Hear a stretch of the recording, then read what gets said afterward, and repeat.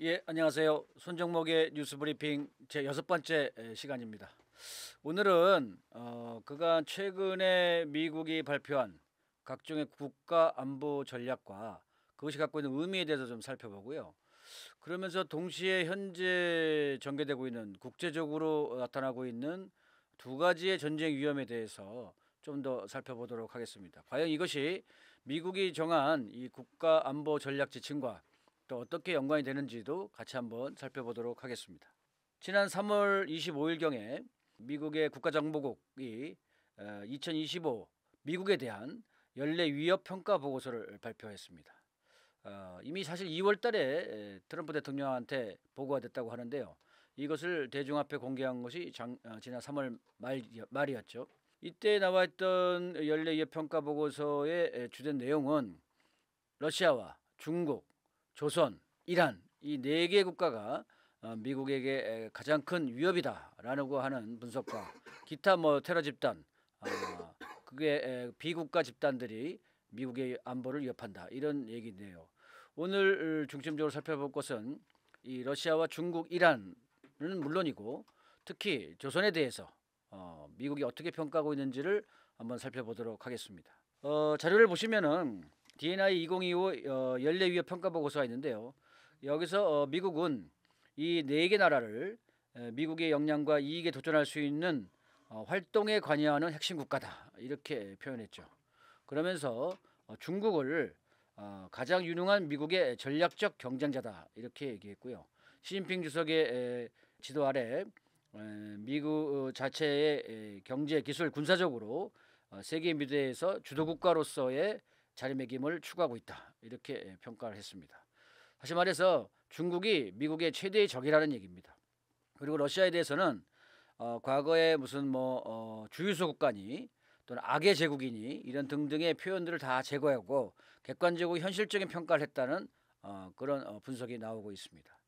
러시아를 핵과 재래식 군사력과 국내 경제 및 군사적 회복력은 러시아를 강력한 경쟁자로 만들었다 이렇게 평가했고요. 이란에 대해서는 핵무기를 개발하고 있지 않지만 농축 우라늄의 보유량은 최고 수준에 이르렀다 이렇게 평가해서 현실적으로 현재 이란에 대한 압박을 가하고 심지어는 전쟁 위협을 가하고 있는 배경이 되고 있습니다. 즉 이란에 대해서는 어쨌든 이 핵무기를 보유하지 못하도록 경제적인 압박만이 아니라 군사적인 압박까지 가하겠다라고 하는 트럼프 정부의 정책 결정의 배경이 되고 있는 것이죠. 그래서 결론적으로 본다면 중국에 대해서는 억제와 대화를 병행하고 러시아하고는 화해를 추구하고 이란에 대해서는 겁박을 하는 이런 정책을 하게 되는 기본 배경이 된다 이렇게 볼 수 있을 것 같습니다. 그렇다면 우리가 관심 갖고 있는 북에 대해서는 미국이 어떻게 평가를 할까요? 기본적으로 사실 미국을 표적으로 삼는다 하는 나라는 북밖에 없습니다.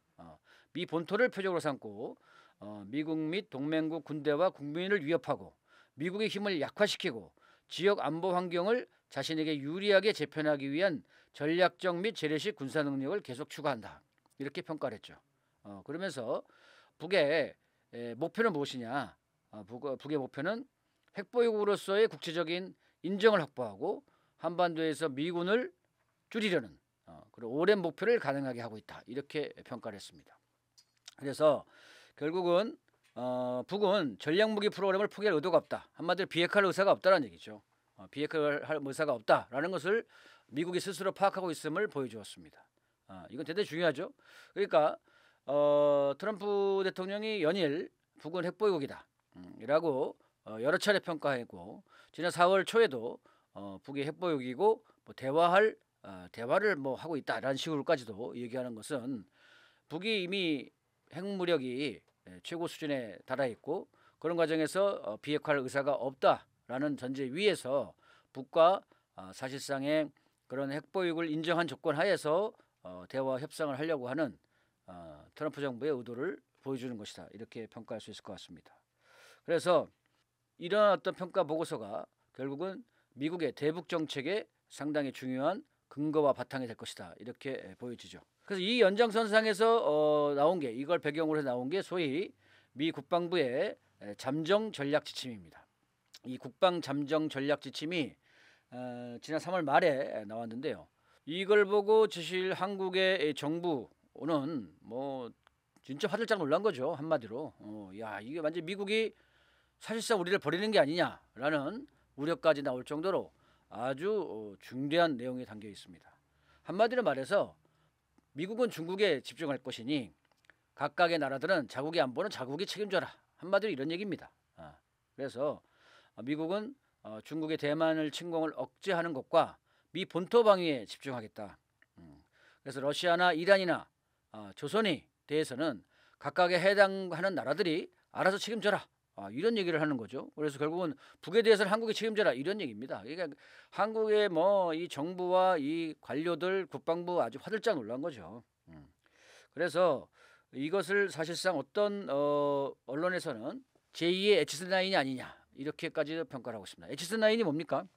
한국전쟁 당시 한국전쟁 직전에 미국이 자신의 안보 라인이라고 발표했던 라인이죠. 당시 에치슨 국무장관이 발표했던 건데요.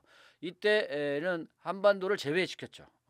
일본과 대만은 포함시켰습니다만 한반도는 미국의 방위 라인이 아니다라는 식으로 선을 그는 바람에 마치 이것이 북이 남쪽을 공격한 근거가 되는 것처럼 이렇게까지 표현했을 정도로 이 에치슨 라인이라는 게 당시 많은 또 한국에 있어서는 상당히 놀랄만한 그런 발표였던 것입니다. 그래서 이 지금의 임시 이 잠정 국방 전략 지침 역시도 한국을 사실상 미국이 보호하에서 떼어내려고 하는 게 아니냐라는 그러한 우려를 낳고 있는 것이죠. 그러면서 이제 이 따지고 보면 한국하고 일본이 모두 다가 북의 위협권 안에 놓여 있는데요. 사실 한국에 대해서는 별 말이 없고 오히려 일본에 대해서는 미국이 계속적으로 부추기는, 그리고 일본과 미국이 일본의 재무장을 도와주는 이런 어떤 일본의 지위와 역할을 좀 더 강화시키는 방향으로 가고 있습니다. 그래서 미국이 한국과 일본을 다르게 대우한다 이런 얘기도 좀 나오고 있죠. 사실상 지난 3월 말에 미국의 피터 헤그세스 국방장관이 일본을 방문했었습니다. 그러면서 한국은 제외시켰죠. 또 그 전에 털시 게버드 미 국가정보국장 역시도 일본을 방문하면서 한국은 방문하지 않았죠. 어떻게 보면요, 뭐 이건 약간 여담입니다만 당시 미국 정부가 트럼프 정부가 한국은 제외하고 일본만 방문한 것은 만약에 한국에 들어오게 되면 한국의 한독수나 최상목의 대행 체제를 인정해주는 그런 꼴이 되는 것이죠. 그렇기 때문에 한국에 들어오지 않은 것은 사실상 이 대행 정부 체제를 지지하지 않는다는 것, 윤석열 정부 체제를 지지하지 않는다는 것을 트럼프 정부가 몸으로 보여준 것이다 이런 평가도 있습니다. 이건 여담이었고요. 어쨌든 이 일본의 헤그세스 국방장관이 가서 일본과 공동 성명을 발표했죠. 이 공동 성명 발표하는 과정에서 일본이 중국의 군사력 침략을 억제하기 위한 필수 파트너다 이렇게 표현했습니다. 다시 말해서 일본을 무장시켜서 중국을 찌르는 창으로 키우겠다 이런 의도를 노골적으로 드러낸 것이죠. 결국은 이런 과정들은 주한미군의 지휘 변경의 어떤 가능성들을 더욱더 구체적으로 보여준 것이다 이렇게 보고 있습니다. 일본은 실질적으로 중국을 겨냥하는 창으로서 군사력을 강화시키는데 미국이 적극적으로 지원하고, 주한미군에 대해서는 그 역할을 변경을 하는 것을 노골화시켰다 이렇게 평가해야 될 것 같습니다. 심지어 그 국방수권법 안에 들어와 있는 주한미군 28,500명을 유지한다, 그리고 주한미군 감축에는 이 예산을 쓰지 않는다라는 표현이 있었는데요. 그 조항을, 이 주한미군 감축에 이 예산을 쓰지 않는다는 조항을 삭제했죠. 삭제했습니다. 그래서 사실상 주한미군의 감축을 어떻게 보면 내다보고 있는 것이 아니냐 이런 평가가 지금도 나오고 있습니다. 그리고 대만 상황에 따라서 미국이 주한미군을 차출하거나 또는 전시작전 통제권을 한국에 이양할 수 있다라는 한국 측의 언론 보도도 있었습니다. 이렇게 봤을 때 미국은 한국 대신에 일본을 적극적으로 대중 전쟁 기지로 만들려고 하고 있는 이런 모양새를 취하고 있고요. 한국에 대해서는 대단히 소극적으로 그리고 주한미군의 지휘와 역할 변경을 보다 더 구체화시키고 있다 이렇게 평가할 수 있을 것 같습니다. 따라서 여러분들 어떻게 보십니까? 이 잠정적인 국방 전략 지침인데 비록 잠정적이라고 하지만 이것이 사실 바탕이 돼서 트럼프 정부의 국방 전략이 확정되는 건데요. 이것이 어쨌든 일정하게 앞으로도 조금만 시간이 흐르면은 이거 사실상의 트럼프 정부의 대외 전략, 국방 전략으로서 아마 구체화될 것 같습니다. 이런 과정에서 이 국방 전략 지침이 이제 현실화 시켜 나가는 과정에서 두 가지의 사실상 그 전쟁 위기가 올라가고 있는데요. 하나는 이 대만입니다. 대만. 이 대만의 라이칭떠가 어떻게 보면은 뭐 그 대만판 윤석열이다 이렇게 볼 수 있을 것 같아요. 이 대만판 윤석열이라고 할 수 있을 정도로 이 친구가 이 양반이 지금 상당한 정도의 양안 관계를 긴장시키고 있습니다. 라이칭떠 총통은 지난 3월 13일 날 중국 공산당의 위협에 대응하기 위한 17가지의 정책을 발표했습니다. 국가안보에 관련된 17가지 정책인데요. 이걸 조금 살펴보면요. 일단은 크게 5개지 항목으로 나눠져 있는데 핵심적인 내용들만을 간략하게 살펴보겠습니다. 첫 번째는 이 대만의 평화를 유지하기 위해서는 중국의 대만 병합 시도를 저지해야 된다. 그리고 국제사회와의 외교 공조를 강화한다. 이게 항상 뭐 윤석열 했던 얘기죠. 북의 침략 위협에 대응하기 위해서 외국과 공조를 강화한다. 이런 얘기는 뭐 한국 정부가 뭐 말을 닳도록 했던 얘기인데 이 대만이도 똑같이 얘기하고 있습니다. 그러면서 중국이 대만에 대한 군사 침투 또 간첩 활동을 적극적으로 막아내겠다 이런 표현을 했습니다. 사실 2024년만 하더라도 64명에 달하는 간첩을 적발했다는 거예요. 대만이. 그러면서 없어졌던 군사재판제도를 부활하고 또 군사법을 개정해서 군 내부를 감시를 강화하고 또 군인의 대중국 충성 맹세를 금지한다 이렇게 표현했습니다.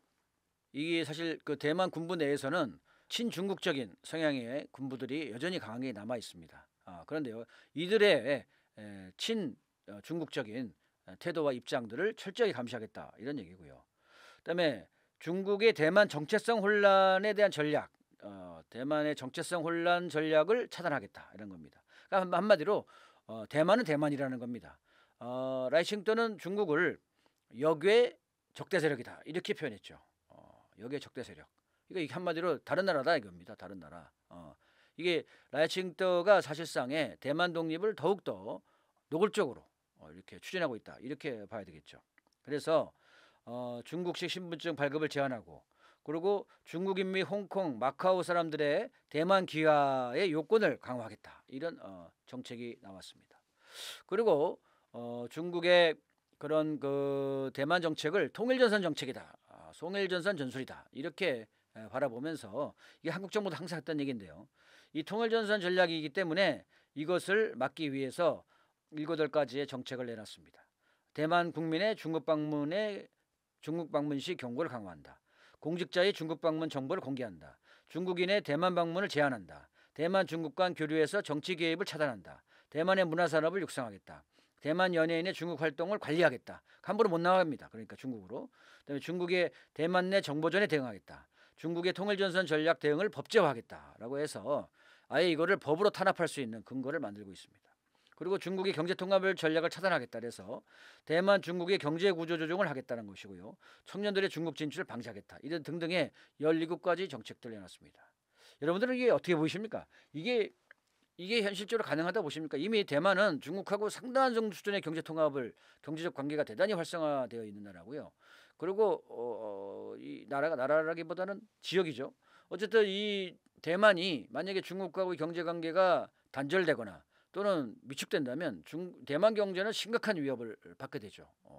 결정적인 위기를 받게 됩니다. 그럼에도 불구하고 이렇게 정치 안보적인 그런 어떤 적대 전략을 강화함으로 인해서 대만 경제에도 심각한 악영향을 미치고 아울러서 중국과 대만의 통일 가능성을 더욱더 멀어지게 하려는 이 적대 전략을 지금 취하고 있다. 윤석열하고 똑같은 거죠. 그래서 중국은 이것을 라이칭떠가 대만을 계엄령을 때리려고 하는 것이다. 대염에 몰아넣는 것이다. 이렇게 지금 표현하고 있고요. 대만 내에 있는 양심적인 학자들도 나치 독일의 부상 당시 상황과 유사하다. 이렇게까지 표현했습니다. 다시 말해서 라이칭떠 정권이 대만을 한국처럼 파시즘적으로 관리 통치하려고 하는 이런 경향을 보이고 있고, 과거 장개석이가 비상계엄을 선포해서 오랜 기간 동안 통치했던 것처럼 대만을 더욱 정치적으로 압박하는 이런 비민주적이고 나치식의 이런 정치 방식을 다시 도입하려고 하는 게 아니냐는 심각한 우려를 낳고 있습니다. 이에 따라서 야당, 국민당을 비롯한 야당들과 제야에 있는 많은 시민들이 또 들고 일어나서 이에 대한 반대 입장을 강력하게 표명하고 있는 상황이죠. 그리고 4월 1일 날 중국이 강한 경고를 하면서 또 한 번 대만 포위 작전을 수행했습니다. 그러면서 대만 내에 있는 이 LNG, 한마디 에너지 시설에 대한 타격을 시연하면서, 사실상 이게 대만은요 한 20일 정도치밖에 LNG가 없어요. 그래서 뭐 20일만 봉쇄하면 사실 대만은 끝납니다. 저 뭐 굳이 이렇게 뭐 막 그 심각한 전투를 벌이는 게 아니라 저렇게 딱 육해공을 포위해가지고 딱 그 봉쇄하면 대만은 한 달을 버티기 어려울 것이다. 이렇게 평가가 지배적이죠. 네. 아울러서 지금 또 한 곳에서 긴장이 올라가고 있는 것이 이란입니다. 한국 언론은 이걸 잘 보도하지 않고 있는데요. 트럼프 정부는 어쨌든 이스라엘의 요구를 받아서 그런 건지, 어쨌든 이란이 비핵화에 동의하지 않으면 단순한 경제 압박만이 아니고 군사적으로 공격하겠다, 이렇게 엄포를 놨죠. 그러면서 지금까지 본 적이 없는 방식으로 폭격하겠다, 이렇게 표현했습니다. 영국의 데일리 메일지는 이스라엘의 최고 소식통을 이용해서 이란 핵시설에 대한 계획된 공격을 준비하고 있다, 그리고 전쟁이 오고 있다라는 이런 아주 무서운 표현들을 서슴없이 지금 쓰고 있습니다. 어쩌면 이스라엘의 바람이죠. 희망이고, 이스라엘은 뭐 오래전부터 작년에도 그랬고 오래전부터 이란에 대한 군사 공격을 계획해 왔었고 그걸 간절히 원하고 있는데 이스라엘 단독으로는 힘들죠. 그래서 어떻게든 미국을 전쟁에 끌어들이려고 백방으로 노력해 왔고 이번에 드디어 또 한 번 그런 기회를 만들고 있는 것 같습니다. 그러면서 이게 지금 아주 전 세계 곳곳에 있는 미국의 군수물자들이 지금 바레인이나 카타르 쪽으로 대거 지금 이동하고 있다라는 보도가 나오고 있습니다. 주한미군의 패트리엇 미사일 포대들도 중동으로 지금 이미 실려갔습니다. 그리고 일부에서는 사드 포대가 갔다라는 이런 추측성 보도도 나오고 있습니다. 그래서 만약에 이란에 대한 미국의 공격이 시작이 되면 이란 역시 미국에 대해서 반격을 할 거고, 현재 중동 내에 있는 미군 기지들에 대해서 이란이 아예 없애버리겠다, 이렇게까지 강하게 경고를 했기 때문에 그걸 방어하기 위해서 이런 대공미사일 체계를 중동 내에 있는 미군 기지 쪽에 배치하려고 하는 그런 움직임을 보이고 있다. 따라서 이게 상당한 수준에 있어서 상당히 실질적으로 전쟁 준비가 진행되고 있는 것처럼 보입니다. 현재 미국은요, 인도양 쪽에 있는 디에고 가르시아 영국령이죠. 여기 디에고 가르시아 이쪽에다가 B2 스텔스 폭격기 6대, 7대를 배치했다고 하기도 하고 6대를 배치하기도 했다고 그러는데요. 거의 뭐 미국 전력의 거의 B2 전력의 거의 다가 현재 디에고 가르시아에 집중되어 있습니다. 이 전술 핵폭탄을 싣고 폭격을 할 수 있는 스텔스 전폭기인데요. 이 미국이 가장 자랑하는 것 중에 하나죠. 이거를 지금 배치를 해놓고 그리고 2개의 핵모전단까지도 지금 배치해놓고 지금 이란을 위협하고 있습니다. 그래서 실질적으로 심각한 정도의 지금 전쟁 위기로 치닫고 있는데요. 미국이 과연 이란을 칠 수 있을까요? 이란은 또 예멘하고 다릅니다. 지금 미국은 예멘조차 어쩌지 못하고 있어요. 이미 며칠 전에도 예멘에 대해서 2차례 이상 뭐 폭격을 했는데 이 지상만 좀 건드리고 이미 지하 깊숙하게 이렇게 그 설치해놨던 그런 군사 시설들은 하나도 타격하지 못했습니다. 토마호크는 이런 것과 안 되고 이 벙커버스터 같은 지하 관통 그런 폭탄을 터뜨려야 되는데요. 이 이란의 대공 방어 능력은 예멘하고는 비할 바가 없죠. 그래서 만약에 스텔스를 띄운다 하더라도 이란은 잡아낼 수 있다, 이렇게 지금 보고 있는데요. 과연 스텔스 전폭기를 띄워서 벙커버스터 핵폭탄을 과연 떨어뜨릴 수 있을지는 더 두고 봐야 되겠습니다. 그리고 설사 그걸 떨어뜨렸다고 하더라도 이미 산낙 깊숙하게, 이란은 땅도 크고요, 산악지대가 많습니다. 산 속에다가 이게 지하 무기 시설을 공장들을 지어놓고 탱 창고를 만들어놨기 때문에 이거 진짜로 이거를 폭파하기가 쉽지 않죠. 어쨌든 이란의 핵시설을 겨냥하는 순간, 그리고 그걸 실질적으로 폭격하는 순간 이란의 엄청난 반격이 예상이 되고요. 중동 내에 있는 미군 기지는 거의 다가 그냥 파괴될 것입니다. 이 사실 몇 명 안 돼요. 되게 적고 보통 2, 3천 명, 많으면 2, 3천 명, 또 몇백 명 이런 규모로 소규모로 산재해 있는 상태이기 때문에 사실은 이란의 공격을 방어할 능력이 안 됩니다. 뭐 총 합해서 한 6만여 명 정도의 미군이 현재 이 중동 전역에 포진되어 있다고 하는데요. 실제로 그중 중에 상당수는 이 기술 쪽 경보병, 이런 기술적인 기술 지원병이고 실제 전투를 할 수 있는 그러한 병력은 많지 않다, 이런 얘기죠. 여기에 이스라엘이 가세한다 하더라도 이 과연 이란을 무릎 꿇게 할 수 있을지 그거는 장담할 수 없고, 오히려 거꾸로 이란이 호르무즈 해협을 봉쇄한다면 전 세계 유가는 한순간에 막 100달러 넘게 뛰어올 것이고 전 세계적인 대혼란과 엄청난 가격 폭등이 일어날 것입니다. 그래서 현재 경제적 성장을 꾀하고 있고 제조업의 부활을 꾀하고 있는 트럼프 정부가 과연 이거를 단행할 수 있을지는 의문입니다. 바로 그렇기 때문에 그간의 트럼프가 강제적으로 이란에다가 핵 협상을 요구했던 것을 하메네이 최고 지도자가 이런 식의 무례한 그리고 오만한 핵 협상 요구를 받아들일 수 없다고 거절을 하다가 이런 어떤 여러 환경 조건 속에서 이란이 거꾸로 오만 중재를 거꾸로 제안해서 미국은 진짜 안 만나겠다, 오만을 통해서 간접 대화를 하자, 이렇게 제안했고 트럼프도 이걸 받아들이는 쪽으로 일단은 가닥을 잡는 것 같습니다. 제가 볼 때는 미국이 이란을 치지는 못할 것인데, 이란을 친다면요 진짜 그 문자 그대로 3차 세계대전입니다. 이미 아시겠지만 이란과 러시아는 올 초 1월 달에 포괄적 전략적 협정을 체결했고요.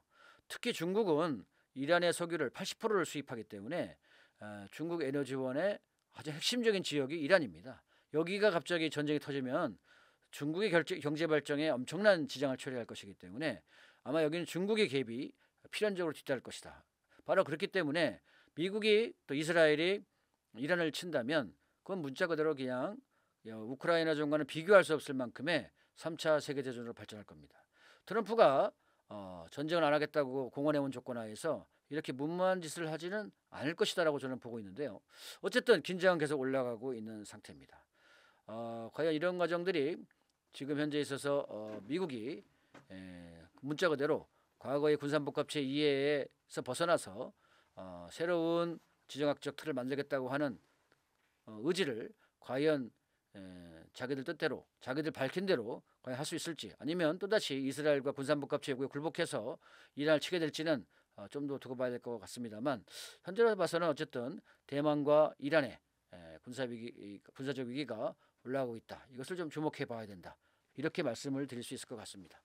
예, 여기서 마치겠습니다. 시청해 주셔서 감사합니다.